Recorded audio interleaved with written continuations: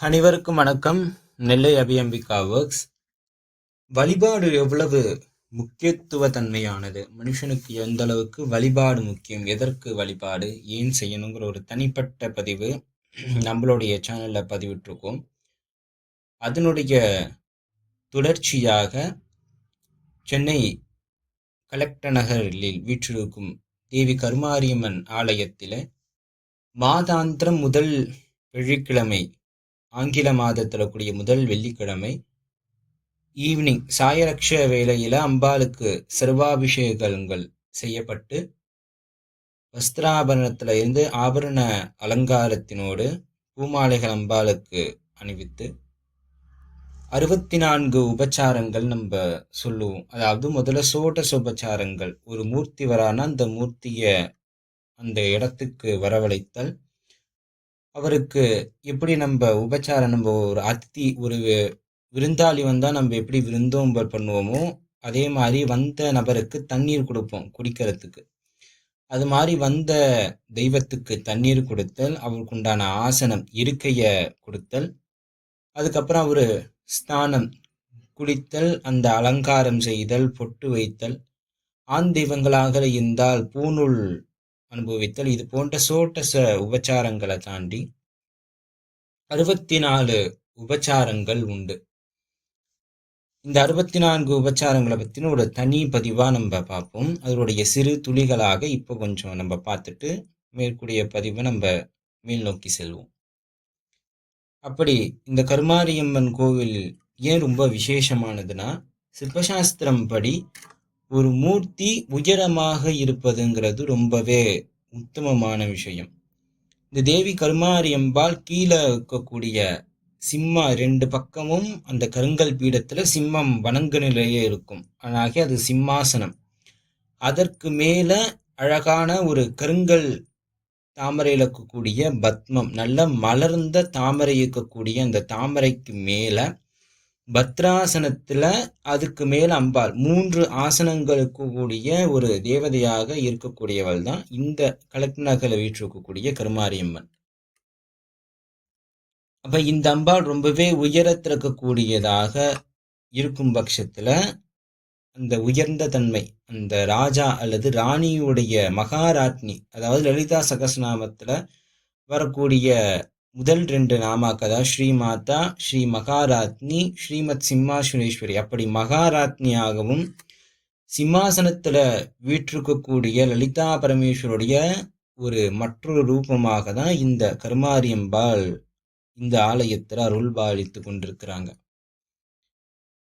இந்த அம்பாளுக்கு இந்த வெள்ளிக்கிழமையில இந்த 64 உபச்சாரங்கள்ல ஒரு உபச்சாரமாக கூடிய பள்ளி அறை அம்பாளை அருமையான ஒரு சின்ன அம்பாள், அதாவது ஜங்கம பேரம்னு சொல்லுவாங்க. அந்த ஜங்கம பேர மூர்த்தியாக சின்ன அம்பாளை கருவறையில இருந்து பக்கத்துல இருக்கக்கூடிய ஊஞ்சல் மண்டபத்துக்கு எழுந்தருளை செய்து அழகான ஒரு சிறிய பஞ்சு மெத்தையில அம்பாளை அமர வைத்து அம்பாளுக்கு நிவேதனம் கொடுத்து அம்பாள் கோயில 3 வளங்கள் சுத்தி வந்தக்கப்புறம் அம்பாளுக்கு சின்ன நிவேதனம் செய்து பஞ்சாரத்தி காண்பித்து பால் நிவேதனம், நம்ம எப்படி இரவு உறங்க செல்வதுக்கு முன்னாடி பால் குடிப்போமோ அம்பாளுக்கு அதே மாதிரி பலவிதமான அந்த நட்ஸ், முந்திரி, பாதாம், இது போன்ற உயரிய வஸ்துக்களால் அந்த பால் நிவேதனம் அம்பாளுக்கு செய்வித்து அந்த ஊஞ்சல்ல நிம்மதியா அம்பாள் அன்று ஒரு இரவு வெளிப்பிரகாரத்துல அம்பாள் உறங்கு நிலையும், மறுநாள் காலையில சுப்பிரபாதத்தோட அம்பாளை திருப்பள்ளி எழுச்சி செய்து மீண்டும் கருவறை சன்னதியில போயிட்டு அபிஷேகங்களோட பூஜை நடக்கக்கூடிய இந்த நிகழ்வை ஒவ்வொரு மாதமும் ஆங்கில மாதம் முதல் வெள்ளிக்கிழமை அன்று இந்த ஆலயத்தில் ரொம்பவே பிரசித்தமாக செய்து கொண்டு வராங்க. ஏன் செய்யணும்னா, ஒரு மூர்த்தி நீங்க எடுத்துக்கொண்டீங்கன்னா, இப்ப தெய்வம் நமக்கு உரித்தான மனித வடிவத்துல தான் நமக்கு அவர் அருள் பாலிக்கிறார். அப்ப மனிதர்கள் என்னென்ன பாவன விஷயங்களை செய்வோமோ அது எல்லாமே உருவ வழிபாடுலையும் நியமனமாக கொண்டு வந்திருக்கிறாங்க.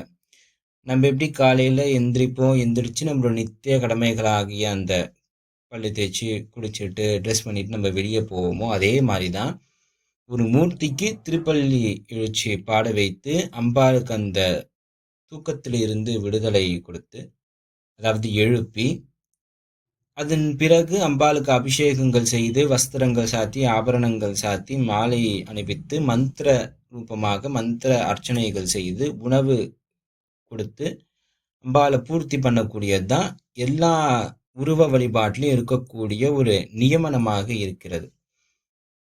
அந்த விஷயத்தை பிரசித்தமாக செய்யணுங்கிறால் தான் அபிஷேகமே 9 வகையான அபிஷேகங்கள், அதாவது திரவிய பொடி, மஞ்சள் பொடி, தேன், பால், தயிர், இளநீர், விபூதி, சந்தனம், பன்னீர், இந்த 9 திரவியங்களால் அம்பாளுக்கு அபிஷேகம் இந்த ஆலயத்தில் வெள்ளிக்கிழமை அன்று செய்கிறோம்.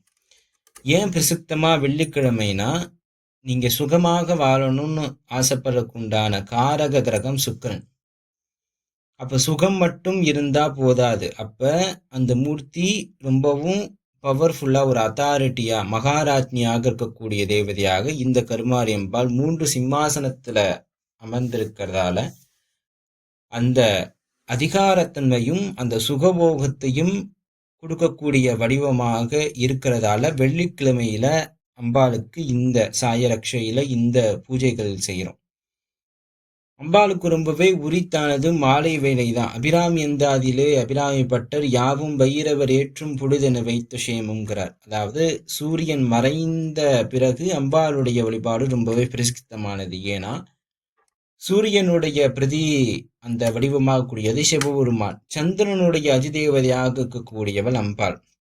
ஆகையினால இரவு நேரத்தில் அம்பாளுடைய வழிபாடு ரொம்பவே உங்களுடைய அருள் கடாட்சத்தை சீக்கிரமே தரும். அதே மாதிரி வருடத்தில் இருக்கக்கூடிய 2 பிரிவு, உத்தராயணம், தட்சிணாயனம். உத்தராயணங்கிறது பகல் பொழுது தேவர்களுக்கு, தட்சிணாயங்கிறது இரவு பொழுது. இந்த காலகட்டத்தில் பார்த்தீங்கன்னா தட்சிணாயனம் சொல்லப்படக்கூடிய நாட்கள் தான் அம்பாளுடைய வழிபாடும் விழாக்களும் அதிகம் இருக்கும். தட்சிணாயனம் சொல்லுகிற முதல் காலத்தில் தான் ஆடி மாதம் பிறக்கும். இந்த ஆடி மாதத்திலேருந்து அம்பாளுக்கு எல்லாமே விசேஷமாக வரும். ஆடி மாதம் முழுக்கவும் விசேஷம். அதுக்கப்புறம் சாரதா நவராத்திரி வரும், கேதார கௌரி விரதம் வரும். இது போன்ற நிறைய விஷயங்கள் அம்பாளுக்கு தட்சிணாயன காலங்களில் தான் அம்பாளுக்கு ரொம்பவே விசேஷமானது. ஆகையினால அந்த இரவு அந்த சாயரக்ஷ நேரத்தில் அம்பாளுடைய வழிபாடு நல்ல தன்மையை கொடுக்கும். அதே மாதிரி பள்ளியறை பூஜை, ஒரு மூர்த்தியை எந்த அளவுக்கு நம்ம திருப்பள்ளி எழுச்சின்னு கொடுக்குறோமோ அதே மாதிரி அந்த தூங்க வைத்தல். கடவுள் தூங்குவாரா, இது என்னப்பா விளையாட்டா இருக்குன்னா, உருவ வழிபாடுன்னு வர சொல்ல அது ஒரு பாவனை. எப்படி நீங்க காலையில எந்திரிச்சு நீங்க இது பண்றீங்களோ, காலையில உங்க கோரிக்கை ஒன்று சொல்லியிருப்பீங்க, அந்த கோரிக்கையெல்லாம் நிறைவேறிச்சு, அதை நன்றி சொல்லக்கூடிய விதமாக ஏற்பட்டது தான் இந்த பள்ளியறை பூஜை. பெரும்பாலும் சிவாலயங்கள்ல நடக்கும். ஒரு தனிப்பட்ட தேவதை, அந்த அம்பாள் ஒரு மூர்த்தி தான் அங்கே எல்லாமேங்கிற பட்சத்தில் அந்த மூர்த்திக்கு 64 உபச்சாரமும் செய்யணுங்கிற ஒரு நியமனத்தில் வரக்கூடியதான் இந்த கடைசியாகக்கூடிய பள்ளியறை பூஜையும் வரும். இந்த பள்ளியறை பூஜை தரிசனம் செய்து பார்ப்பதற்கு எல்லா விதமான சௌபாகியங்களும் தருங்கிறது ஆகமத்தினுடைய ஒரு பலனாகவே இருக்கிறது. ஏன்னா அம்பாளுடைய கடைக்கண் பார்வை விழக்கூடிய தன்மையாக அந்த இரவு நேரத்தில் இருக்கும். ஒவ்வொரு மூர்த்தியை ஒவ்வொரு விதமாக வணங்கலாம். அதாவது உங்களுடைய மித்திரனாக நீங்கள் உங்கள் கடவுளை ஃப்ரெண்டாக பாவிச்சு நீங்கள் வழிபாடு பண்ணலாம். உங்களுக்கு ஏற்ற ஒரு வழிகாட்டியாக பாவிச்சு நீங்கள் வழிபாடு பண்ணலாம். உங்களுக்கு அப்பாவாக பாவிச்சு நீங்கள் வழிபாடு பண்ணலாம். அம்மாவாக பாவிச்சு நீங்கள் வழிபாடு பண்ணலாம். உங்களுடைய துணை கணவன் அல்லது மனைவியாக பாவிச்சு வழிபாடு பண்ணலாம். இப்படி வழிபாடு, இந்த கணவன் மனைவிங்கிற வழிபாடு பண்ணவள் தான் அம்பாள். ஆண்டாள் நாச்சியார் கிருஷ்ணநாதனுடைய துணையாக, வாழ்க்கை துணையாக. இந்த வழிபாட்டில் நம்ம மித்திரனாக ஒரு தெய்வத்தை வழிபடலான்னு சொன்னோம். அப்படி மித்திரனாக வழிபட்டவர் தான் அர்ஜுனன். என்னைக்கும் அர்ஜுனனுக்கு கிருஷ்ண பரமாத்மாவாக தெரிஞ்சாலும் ஒரு உரிய நண்பனாக இருந்து தான் அவர் வழி நடத்தினார். அதே மாதிரி பெருமாள் நிறைய மித்திர வடிவமாக இருப்பார். ராமானுஜர் எப்போ ஆசைப்படுறாரோ அப்போ அவர் பகடை விளையாண்டு இருக்கார். ராமானுஜரோட அன்னமாச்சாரியாரோட இந்த பெருமக்களோட அவர் வந்து விளையாட செஞ்சிருக்கிறார். இப்போ இந்த மித்திர வடிவமாகவும் நீங்கள் ஒரு தெய்வத்தை வழிபடலாம். தந்தையாக வழிபடக்கூடியவரும் பெருமாளையும் வழிபடலாம், முருகனையும் வழிபடலாம். திருச்செந்தூர் முருகருடைய பிள்ளை தமிழில் சுவாமிய அந்த கவிஞர் அப்பா வருகவே இங்குதான் அழைக்கிறார் அவரை. அப்போ முருகனையும் நீங்கள் அப்பாவாக பாவிச்சு வணங்கலாம், சிவபெருமானையும் தந்தையாக பாவிச்சு நீங்கள் வணங்கலாம். அம்பாள் வழிபாடை பொறுத்த வரைக்கும் அம்பாள் தாயாக ரொம்பவும் பாவனை பண்ணி வழிபடக்கூடிய தேவதை. இதுதான் லலிதா சகஸ்ரநாமத்தில் முதலாக வரக்கூடியது ஸ்ரீ மாதா. அடுத்ததாக தனக்கு பிறந்த பெண் குழந்தையாக அம்பாளை பாவிக்கக்கூடிய வழிபாடு தான் பாலா அம்பிகாவுடைய வழிபாடு. அப்படி இந்த ஆலயத்தில் இந்த இரவு வேளை பள்ளியறை பூஜையில் அம்பாள் பாலாம்பிகா சுரூபமாக தான் ஒரு குழந்தை எப்படி பால் குடிச்சிட்டு ஒரு அழகா அம்பாள் உறங்குவாளோ அது போன்ற தன்மையில தான் அந்த இடத்துல பாவனையாக நடக்கிறது. இது மட்டும் இல்லாம இன்னொரு சோட்டச பூஜைன்னு ஒன்று இருக்கு. அதாவது 16 வகையான தீபங்கள். 16 தீபங்கள்ல 10 வகையான தீபங்களும் அதுக்கடுத்து ராஜோபச்சாரம்னு சொல்லுவோம். அதாவது சகஸ்ர தீபம், ஒரு 5 தட்டு இருக்கக்கூடிய சுத்திலும் விளக்க கொடுக்கக்கூடிய ஒரு தீபம். அடுத்து 3 தட்டு இருக்கக்கூடிய ஒரு தீபம், ஒரே ஒரு தட்டு நிறைய வட்ட தட்டா இருக்கக்கூடிய ஒரு தீபம்.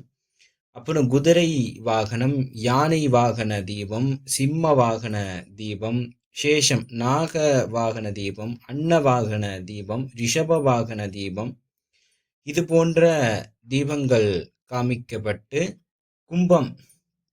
கும்பத்தை சுற்றி 5 தீபங்கள் இருக்கும். அது பஞ்சபூத தத்துவத்தையும் நம்ம உடம்புல இருக்கக்கூடிய 5 இந்திரியங்களையும் அம்பாளுக்கே உரித்தான பஞ்ச தேவதைகள் அஸ்வாரூடா, தண்டநாதா, சம்பத்கரி, லலிதா பரமேஸ்வரி, துர்கா, இந்த 5 வகையான ரூபங்களையும் நடுவில் இருக்கக்கூடிய மூர்த்தி லலிதா பரமேஸ்வரியாகவும் பாவனையிலையும் இந்த 5 தட்டுக்களையும் நடுவில் இருக்கக்கூடிய கும்ப தீபத்தையும் அம்பாளுக்கு காண்பித்தக்கப்புறம் ராஜோபச்சாரம் சொல்லக்கூடிய வேல், கோடி, கண்ணாடி, அந்த அம்பாதனுடைய உருவத்தை பார்க்கணுங்க, கண்ணாடி, குடை, சாமரம், விசிறி, இதெல்லாம் ராஜாவுக்கு செய்யக்கூடிய ஒரு பாவனை.